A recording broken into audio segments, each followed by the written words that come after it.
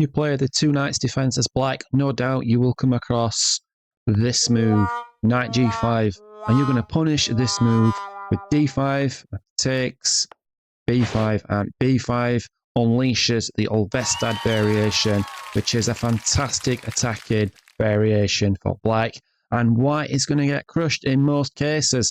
So if, for example, white takes a pawn, we take the pawn with the queen, and immediately we're on this pawn, and we're on the bishop. So the main line for white at the amateur level is to take the knight, and after queen takes, white castles to protect the g2 pawn, and black plays bishop b7, threatening mate immediately on g2. So the main line move for white is to play f3 to blunt this, but what you're going to do in this position is play bishop c5 check, and after the king moves, we're going to kick the knight with h6 and go immediately at g5, and if there's something like queen e2, we castle queenside, and black can afford to lose this pawn, absolutely no problems, because we keep attacking with g4, and black has a fantastic attacking game. So in this position, after castles and bishop b7, if instead of f3 we get on the board queen f3, then the move you need to play is e4, immediately hitting the queen, and then white will inevitably move the queen to b3, targeting the f7 square, and this looks scary, and this looks the end of our attack, but it's not, because we're just going to castle queenside, and what? Allow this move?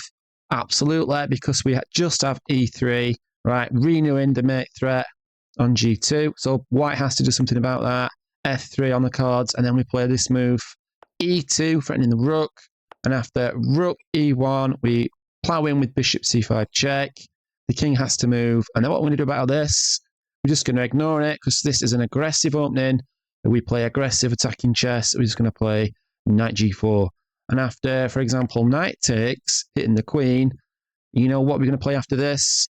Well, we're just going to play knight f2 check. I'm going to play this fantastic move after the king is forced to g1. We're going to play this move. Look at this. Knight d3 check with the bishop. White has no time to take the queen. And after we move away, we can play moves like this. Very, very common, fantastic attacking move. Threatening, obviously, to checkmate on this square, and white cannot take back because of the two bishop checkmate.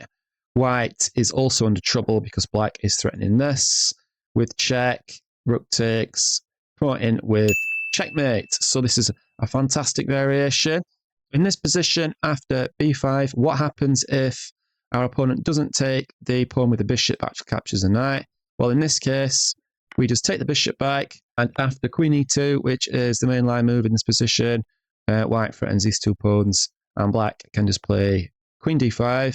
Knight c3 is the most commonly played move in this position, but we just have queen takes on g2 because we can afford to lose this pawn after bishop e7, rook f1 forced. We can just nonchalantly castle because this bishop cannot be taken due to the pin. After b5, actually, white's best move, which is very, very rarely played under 2000 level, is just bishop f1, which is a little bit sad.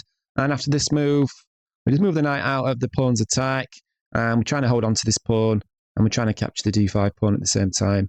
And after this move, for example, c3, we can take this pawn, and white will take, and we take this knight here. And after this capture, we move our king to d8. And this looks a little bit scary. I've actually never ever faced this position, having played this variation hundreds and hundreds of times. So I don't mind getting this one every 500 games. And white's probably very, very slightly better. But, you know, this is absolutely fine for black too. So let's have a quick recap on the main line. So let's go from the beginning. e4, entering the two knights. And this silly move, knight g5, trying to win this pawn straight out the opening, which is just not going to work because we're going to play d5. And then we go into the Ulvestad with b5. After takes, and takes, castles, bishop b7 is the move, setting up this battery against g2. And ends f3, bishop c5, and then kick the knight immediately, go h6 and then g5, and if you can, g4, and you're throwing everything at the white king, and it is a fantastic attacking opening.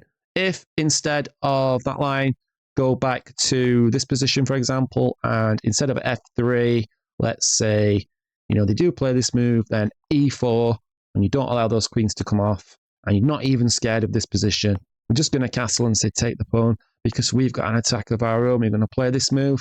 And what happens, for example, if queen takes in this position, well, obviously we just have checkmate. So that threat is always in the air. Same with any of these two pawns take. We're just going to plow in with checkmate.